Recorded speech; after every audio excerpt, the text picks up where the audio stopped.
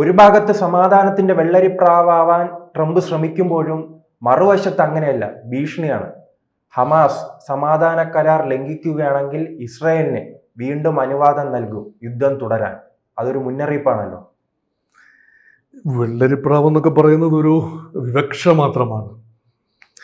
അമേരിക്കയുടെ ഒഫീഷ്യൽ ഒരു എംബ്ലത്തിൽ ഈഗിളാണ്.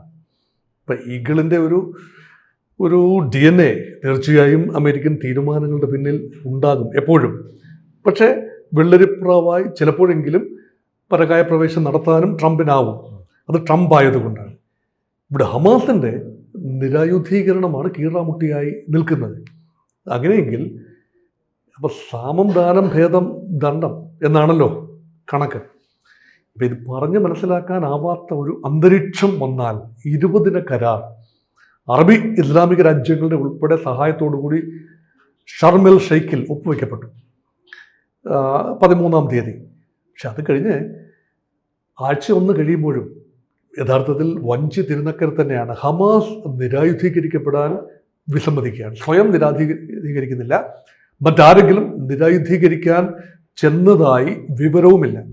അങ്ങനെയെങ്കിൽ അടുത്ത വഴി എന്താണ്? ഈ വഴിയാണ് അമേരിക്കൻ പ്രസിഡന്റ് പറഞ്ഞു വയ്ക്കുന്നത്. ഇസ്രയേലിനെ മുൻകൂട്ടി തന്നെ പറഞ്ഞു, ഇസ്രയേലിന് എല്ലാ അവകാശവും ഉണ്ടാകും. കരാർ അനുസരിച്ച് ഹമാസ് നിരായുധീകരിക്കപ്പെടണം. അതിന് സാധിക്കുന്നില്ല എങ്കിൽ ഇസ്രയേൽ സർവശക്തി ഉപയോഗിച്ച് ആ നിരായുധീകരണ പ്രക്രിയ നടത്തും. പക്ഷേ നമ്മുടെ മനസ്സിൽ അല്ല, അതെന്തുകൊണ്ടായിരിക്കും ഹമാസ് അങ്ങനെ ആയുധങ്ങൾ താഴെ വയ്ക്കാത്തതിന് കാരണം എന്തായിരിക്കും? ഹമാസ് ഒരു ആശയമല്ലേ? ഹമാസിൻ്റെ ആത്യന്തിക ലക്ഷ്യം ഈ ഗാസയുടെ ഭരണമല്ലല്ലോ. ഹമാസിൻ്റെ ആത്യന്തിക ലക്ഷ്യം ഒരു പരമാധികാര സ്വതന്ത്ര പലസ്തീൻ രാഷ്ട്രം. അത് വരുന്നത് വരെ ഏത് മാർഗത്തിലൂടെയും ഉദ്ദേശ ലക്ഷ്യങ്ങൾ കൈവരിക്കാനുള്ള ഒരു ശ്രമത്തിൻ്റെ ഭാഗമായി ആയുധം അണിയുന്ന ഹമാസ്. അതിന് ഹമാസിനെ തെറ്റ് പറയാനാവില്ല. അപ്പം ഇത് തരാമോ എന്ന് ചോദിച്ചാൽ സ്വതന്ത്ര പരമാധികാര രാജ്യം തരില്ല എങ്കിൽ 2 വഴികളുണ്ട്. ഒന്ന്, സന്ധ്യ സംഭാഷണങ്ങളിലൂടെ തങ്ങളെ അനുകൂലിക്കുന്ന, തങ്ങളെ സഹോദരന്മാരായി കാണുന്ന അറബ് രാജ്യങ്ങളുമായി ചേർന്ന് നിന്നുകൊണ്ട് ഇസ്രയേലിനെ സമ്മർദ്ദപ്പെടുത്തി. അങ്ങനെ എത്ര പ്രാവശ്യം കരാർ ഒപ്പുവെച്ചതാണ്. ഓസ്ലോ കരാർ 1993-ലും 95-ലുമൊക്കെയുള്ള ഓസ്ലോ കരാർ. അവിടെ ഒരു രാഷ്ട്ര രൂപീകരണം സാധിച്ചില്ല പല കാരണങ്ങളാൽ. ഇസ്രയേലിന്റെ നിസ്സഹകരണവും അറബ് രാജ്യങ്ങളുടെ മുട്ടാത്തർക്കവും ഹമാസിന്റെ തന്നെ കടുംപിടുത്തവും എല്ലാം പല കാരണങ്ങളാണ്. ഇസ്രയേൽ എന്ന രാജ്യത്തെ പൂർണ്ണമായി അംഗീകരിച്ചുകൊണ്ടല്ലാതെ ഒരു പാലസ്തീൻ നിലനിൽക്കാനാവില്ല എന്ന് എല്ലാവർക്കും അറിയാം. അത് ഹമാസും അതനുസരിച്ച് വഴങ്ങിയെങ്കിലേ പറ്റൂ. പക്ഷെ അതുവരെ ആയുധം തങ്ങൾ കൈവശം വയ്ക്കും, താഴെ വയ്ക്കില്ല എന്നതാണ് ഹമാസിന്റെ നിലപാട്. അതായത് തത്വത്തിൽ സമാധാന കരാർ, വെടിനിർത്തലും ബന്ദി കൈമാറ്റവും അംഗീകരിക്കുന്നുവെങ്കിലും പൂർണ്ണമായി കരാറിന്റെ വ്യവസ്ഥകൾ ഉൾക്കൊള്ളാൻ ഹമാസ് എന്ന സായുധ സംഘടന തയ്യാറായിട്ടില്ല. ഇപ്പോൾ എന്താ സംഭവിച്ചത്? യുദ്ധം അവസാനിച്ച ഉടൻ തന്നെ, വെടിനിർത്തൽ പ്രാബല്യത്തിലായ ഉടനെ തന്നെ ഹമാസിന്റെ സേനാ യൂണിറ്റുകൾ അല്ലെങ്കിൽ അർദ്ധ സൈനിക വിഭാഗങ്ങൾ 5 പ്രവിശ്യകളിലേക്കും, വടക്കൻ ഗാസയിലേക്കും മധ്യ ഗാസയിലേക്കും ഖാൻ യൂനിസ് പ്രവിശ്യയിലേക്കും തെക്കൻ ഗാസ, റഫ അടക്കം തെക്കൻ ഗാസയിലേക്കും ഗാസ സിറ്റിയിലേക്കും എല്ലാം തന്നെ വ്യാപിക്കുന്ന കാഴ്ചയാണ് കണ്ടത്. അതിനർത്ഥം എന്താണ്? ലോക്കൽ ക്രമസമാധാന നില ഇപ്പോഴും ഹമാസാണ് നിയന്ത്രിക്കുന്നത്. അല്ല, ഹമാസിന് ഇത്രയും നാൾ എങ്ങനെ പിടിച്ചു നിൽക്കാൻ കഴിഞ്ഞു? 2 വർഷത്തിലധികം യുദ്ധം നടന്നു. നാം ചിത്രങ്ങൾ പരിശോധിക്കുമ്പോൾ തന്നെ മനസ്സിലാകും. അവിടെ കോൺക്രീറ്റ് പാളികൾ മാത്രം കാണുന്നു. പക്ഷെ ഹമാസിന് ഒരു കുലുക്കവുമില്ല. ഈ നെറ്റ്വർക്ക് ഓഫ് തുരങ്കങ്ങൾ അത് വലിയൊരു സാധ്യത തന്നെയല്ലേ? ഇപ്പം തുരങ്കങ്ങളിലാണ് ബന്ദികളെ ഒളിപ്പിച്ച് വെച്ചിരുന്നത് അല്ലെ? 20 ജീവനോടെയുള്ള ബന്ദികളെ അവസാനം വരെ 251 ബന്ദികളെ കൊണ്ടുപോയതിൽ ഏതാണ്ട് എല്ലാവരെയും തന്നെ ഒന്നുകിൽ ജനവാസ മേഖലയിൽ ഹ്യൂമൻ ഷീൽഡായി ഒളിപ്പിച്ചിരുന്നു, അല്ല എങ്കിൽ തുരങ്കങ്ങൾ ഒളിപ്പിച്ചിരുന്നു. ഈ തുരങ്കങ്ങളിൽ ജലം കയറ്റുന്ന ഒരു പദ്ധതിയെക്കുറിച്ച് നേരത്തെ സംസാരിച്ചിരുന്നു. ഈ കടൽ ജലം തുരങ്കങ്ങളിലേക്ക് പമ്പ് ചെയ്ത് കയറ്റി അത് മുഴുവൻ തന്നെ വെള്ളം കൂടി അതായത് ആ ഒരു ഫ്ലഡിങ്. അങ്ങനെയാണെങ്കിൽ ബന്ദികളെല്ലാം തന്നെ മരണപ്പെടുകയാണ്. അതല്ല എങ്കിൽ കാർപ്പറ്റ് ബോംബിങ്ങിലൂടെ എല്ലാ തുരങ്കങ്ങളും നശിപ്പിക്കാൻ ഒരു മിലിറ്ററി കരയുദ്ധത്തിലൂടെ അവിടെയും ബന്ദികളുടെ കൊളാറ്ററൽ ഡാമേജ്, അപ്പോൾ ബന്ദികളുടെ സർവനാശം. ഇനിയിപ്പോൾ അത് നോക്കേണ്ടതില്ല. ഇപ്പം ഇവിടെ ഇസ്രയേലിനെ സംബന്ധിച്ചിടത്തോളം സ്വന്തം ആളുകൾ, സ്വന്തം ജനത ഇപ്പോൾ ഹമാസിന്റെ കൈവശമില്ല. ഇപ്പോൾ ഒരു ഗ്രീൻ സിഗ്നൽ കിട്ടിയാൽ ആ സിഗ്നൽ കൊടുക്കേണ്ടതാരാണ്? ട്രംപാണ്. അതിന് പിൻബലം നിൽക്കേണ്ടതാരാണ്? അറബ് രാജ്യങ്ങളാണ്. കാരണം അറബ് രാജ്യങ്ങളും ട്രംപും തമ്മിലാണ് 20 രാജ്യങ്ങളാണ്. അതിൽ ഇസ്രയേൽ ഒപ്പുവെച്ചിട്ടില്ല എന്ന് ഓർക്കണം. ഹമാസ് ഒപ്പുവെച്ചിട്ടില്ല എന്ന് ഓർക്കണം. അപ്പം ഇസ്രയേലിന് ഒരു ഗ്രീൻ സിഗ്നൽ കിട്ടുകയാണ്. അപ്പോൾ പിന്നെ അറബ് രാജ്യങ്ങൾക്കൊന്നും പറയാനാവില്ല. തങ്ങളുടെ കൂടെ സാന്നിധ്യത്തിൽ ഒപ്പുവെച്ച കരാർ അനുസരിക്കാൻ ഹമാസ് തയ്യാറാവുന്നില്ല. അങ്ങനെയെങ്കിൽ അത് ഏത് വിധേനയും ഒന്നുകിൽ തങ്ങളുടെ പറഞ്ഞു വരുന്നത് ഇത്രയും നാളത്തെ ആക്രമണത്തെക്കാൾ രൂക്ഷമായ ആക്രമണത്തിനുള്ള ഒരു തയ്യാറെടുപ്പിനുള്ള സമയമായിരിക്കുമല്ലോ ഇസ്രായേലിന്. കാരണം ഈ ബന്ദികളില്ല. അങ്ങനെയാണ് വിചാരിക്കേണ്ടത്. കാരണം അങ്ങനെ സംഭവിക്കും എന്നല്ല, ഹമാസ് നിരായുധീകരിക്കപ്പെടാൻ തയ്യാറാവുന്നില്ല എങ്കിൽ ഒരുപക്ഷെ ഇതിനേക്കാൾ വലിയ കാറ്റസ്ട്രോഫി സംഭവിച്ചു കൂടായികയില്ല. കാരണം ഇവിടെ സമ്മർദ്ദം ചെലുത്തേണ്ടത് ആരാണ്? അറബ് രാജ്യങ്ങളാണ്, GCC രാജ്യങ്ങളാണ്. സൂചിപ്പിച്ച ഈ തുരങ്കങ്ങളിൽ പലതും തകർത്തിട്ടില്ലല്ലേ ഈ ബന്ദികളെ? ഇല്ല, പൂർണ്ണമായ തുരങ്കങ്ങൾ തകർക്കാൻ 80% തകർത്തിട്ടുണ്ടാവാം. ബാക്കി 20%. ഗാസ സിറ്റിയുടെ മധ്യഭാഗം, അവിടെയാണ് ഹമാസ് അവസാനം ഉണ്ടായിരുന്നത്. പൂർണ്ണമായി കീഴടക്കാൻ കഴിഞ്ഞിട്ടില്ല എന്ന് വേണം കരുതാൻ. പൂർണ്ണമായി കരസേനയുടെ എല്ലാ സാന്നിധ്യവും അവിടെ ഉണ്ടായിരുന്നുവെങ്കിൽ പോലും 20% ഗാസ സിറ്റിയുടെ 20% അപ്പോഴും ഹമാസിന്റെ തന്നെ നിയന്ത്രണത്തിലായിരുന്നു. അവിടെയും കാന്യൂനിസും പലയിടത്തായി രഹസ്യ സങ്കേതങ്ങളിൽ 20 പേര് ജീവനോടെ ഉണ്ടായിരുന്നല്ലോ. ഇത്രയധികം അതിഗംഭീരമായ ആക്രമണം നടക്കുമ്പോഴും ജീവനോടെ 20 ബന്ദികൾ അവിടെ ഉണ്ടായിരുന്നു എന്ന് പറഞ്ഞാൽ അവരുടെ സുരക്ഷ നോക്കാതെ ഓൾ ഔട്ട് അറ്റാക്കിലേക്ക് നീങ്ങാൻ ഇസ്രയേലിന് കഴിയുമായിരുന്നില്ല. ഇനി അത് ബാധകമല്ല എന്നാണ്. അപ്പൊ അതിനെങ്ങനെയും വ്യാഖ്യാനിക്കാം അത്. അപ്പോൾ ട്രംപിന്റെ വാക്ക് കേട്ട് വീണ്ടും ഇറങ്ങുമോ? It all depends. ഇതിനൊരു ഒരു ഒരു കൂളിംഗ് ഓഫ് ടൈം. ഇപ്പോൾ ഹമാസിന് ഇപ്പോൾ ഇതൊരു ഈഗോയുടെ വിഷയം കൂടിയാണ്. ട്രംപ് തന്നെ പറഞ്ഞല്ലോ, ഹമാസിന് തൽക്കാലത്തേക്ക് ആയുധം കൈവശം വയ്ക്കാൻ കഴിയും.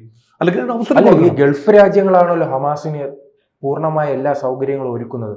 അപ്പോൾ ഈ ഗൾഫ് രാജ്യങ്ങൾ പറഞ്ഞിട്ട് പോലും, അറബ് രാജ്യങ്ങൾ പറഞ്ഞിട്ട് പോലും ഹമാസ് കേൾക്കുന്നില്ല.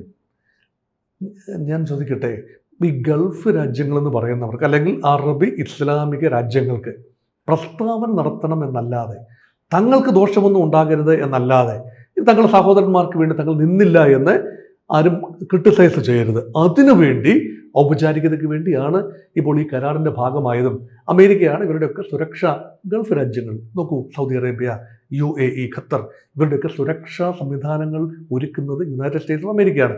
അമേരിക്കയെ വെല്ലുവിളിച്ചുകൊണ്ട് അവർക്ക് മുന്നോട്ട് പോകാനാവില്ല. അതുപോലെ തന്നെ അമേരിക്കയിലാണ് ഈ രാജ്യങ്ങളുടെ എല്ലാം നിക്ഷേപത്തിൻ്റെ, ഷെയ്ഖുമാരുടെയും എമീർമാരുടെയും ഒക്കെ വലിയ രീതിയിലുള്ള സ്വകാര്യ സമ്പത്ത് നിക്ഷേപിച്ചിരിക്കുന്നത് അമേരിക്കയിലാണ് എന്ന് ഓർക്കണം.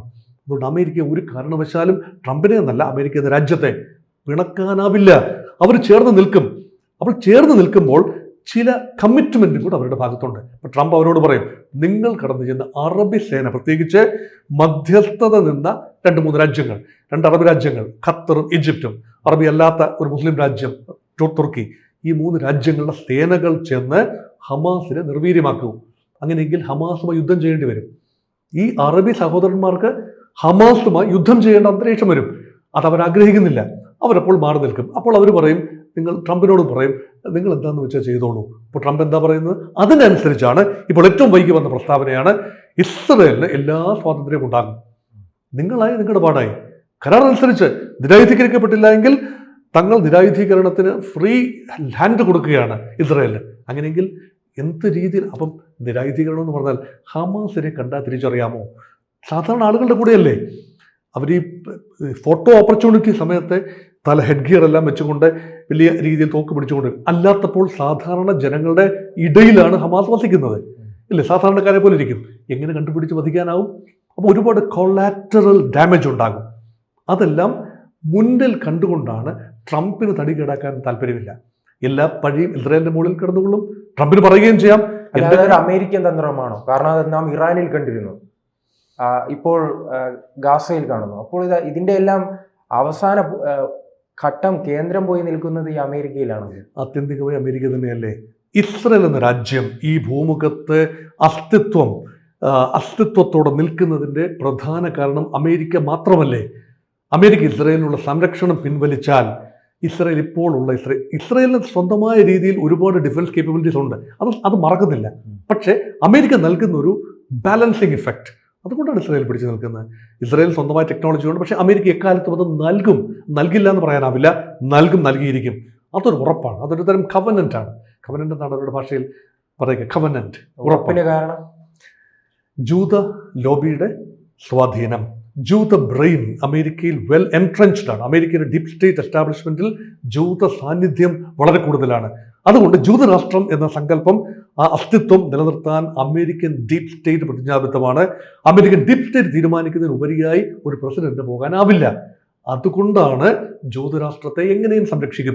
ആത്യന്തികമായി ജൂതരാഷ്ട്രത്തിന്റെ സുരക്ഷ എന്നത് തന്നെയാണ് ഈ കരാറിന്റെ പിന്നിൽ. അതുകൊണ്ട് ഹമാസിന് സ്വന്തമായ രാജ്യമെന്നോ അല്ലെങ്കിൽ ഹമാസ് പലസ്തീൻ കോസ്റ്റിന് വേണ്ടി കോസ്റ്റ് തന്നെ ഇല്ലല്ലോ. ഈ കരാറിൽ പലസ്തീൻ സ്വതന്ത്ര രാജ്യം എന്ന ഒരു ധാരണ ഇതിലില്ല. പക്ഷെ ഹമാസ് പറയുന്നു ആത്യന്തികമായി ഈ ധാരണയുടെ 4-5 ഘട്ടങ്ങൾ കഴിയുമ്പോൾ സ്വതന്ത്ര പലസ്തീൻ തന്നെയാണ്, ഞങ്ങൾ അതിനു വേണ്ടിയാണ് നിൽക്കുന്നത്. അപ്പോൾ ഇവിടെ ന്യായീകരണമുണ്ട്, ഹമാസിന് ന്യായീകരണമുണ്ട്. തങ്ങൾ എന്തുകൊണ്ട് ആയുധം താഴെ വയ്ക്കുന്നില്ല? ഉത്തരമുണ്ട്. എങ്ങനെ താഴെ വയ്ക്കും? തങ്ങൾ എന്നെ കോസ്റ്റിന് വേണ്ടിയാണ്, ഗാസ ഭരിക്കാൻ വേണ്ടിയല്ലല്ലോ, ഗാസയുടെ ജനങ്ങളെ സംരക്ഷിക്കാനല്ലല്ലോ. ഗാസ മാത്രമല്ലല്ലോ പാലസ്തീൻ, ഗാസയും വെസ്റ്റ് ബാങ്കും ഈസ്റ്റ് ജെറൂസലേമും അടങ്ങുന്ന 3 പ്രദേശങ്ങൾ ചേർന്ന ആ മുഴുവൻ ഭരണം അത് സ്വതന്ത്രമാകുക. അതുവരെ തങ്ങൾ ആയുധം വെക്കില്ല എന്ന് പറഞ്ഞാൽ പിന്നെ ഒറ്റ വഴിയേ ഉള്ളൂ, ഹമാസ് കേന്ദ്രങ്ങളിലേക്ക് അതിശക്തമായ ആക്രമണം ഇസ്രയേൽ നടത്തും എന്നത് മാത്രമാണ് ഇപ്പോഴുള്ള ശേഷിക്കുന്ന വഴി. അത് സംഭവിക്കുമോ എന്നത് ഒരുപാട് കാര്യങ്ങൾ, ഒരു പക്ഷേ ഏതാനും ദിവസങ്ങൾ, മാസങ്ങൾ, ഒരു പക്ഷേ നിരായുധീകരണ പ്രക്രിയയ്ക്ക് വേണ്ടി ട്രംപ് കൊടുക്കാം, ഒരു ഉദാര മനസ്കനായി കൊടുക്കാം. അവിടെയും ഫേംലി എൻട്രൻച്ച്ഡ് ആകുകയാണ് ഹമാസ് എങ്കിൽ വഴികളൊന്നും തന്നെ ഇല്ല. ആക്രമണം എന്നതല്ലാതെ അറബ് രാജ്യങ്ങൾ കൂച്ചുവലും കിട്ടുന്നതുപോലെ ആകും. അവർക്ക് രംഗത്ത് വരാനാവില്ല, അവരെല്ലാം സൈൻ ചെയ്ത് വെച്ചിരിക്കുകയാണ് അല്ലേ. അതുകൊണ്ടാണ് കൂടുതൽ വാർത്തകളും വിശേഷങ്ങളും നിങ്ങളിലേക്ക് എത്താൻ ABC മലയാളം സബ്സ്ക്രൈബ് ചെയ്യുക, ബെൽ ബട്ടണും അമർത്തുക.